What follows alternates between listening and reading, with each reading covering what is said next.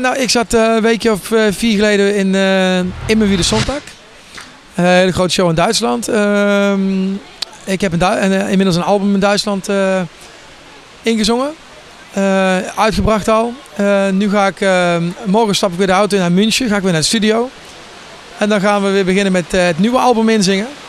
En ja, heel mooi. Nog steeds bij Alfons Wijndorf, producer van Hansi Hinterseeën en Semina Rossi. Nou, we proberen het eigenlijk altijd te combineren door de week de dingen in Duitsland te doen.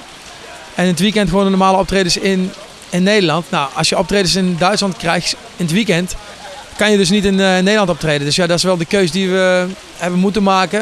We hebben ook afgesproken dat de optredens op dit moment in Duitsland even voorgaan. Omdat je daar natuurlijk stappen moet maken om bekend te worden. Als we teruggaan naar de geschiedenis van Henk Dame, is het allemaal wel een beetje begonnen bij die Rijnreizen van de Tros, hè? Dat is heel lang geleden al, ja. Dat is volgens mij een jaartje of 13 geleden, denk ik al, hoor. En ja, daar is het eigenlijk begonnen. Daar had ik voor mij mijn eerste liedje uit en daar zijn we begonnen. Inderdaad op de Rijn. Heel apart, ja. Begon een beetje met die ontbijtjes, zeg maar. Ja, oh ja, die bedoel je. Ja, morgen krijg je een ontbijt van mij. Ik had toen een special bij de Tros. En inderdaad, morgen krijg je een ontbijt van mij. Was inderdaad een van mijn liedjes toen. En heel goed gedaan, het liedje. En ja, heel mooi tijd geweest ook.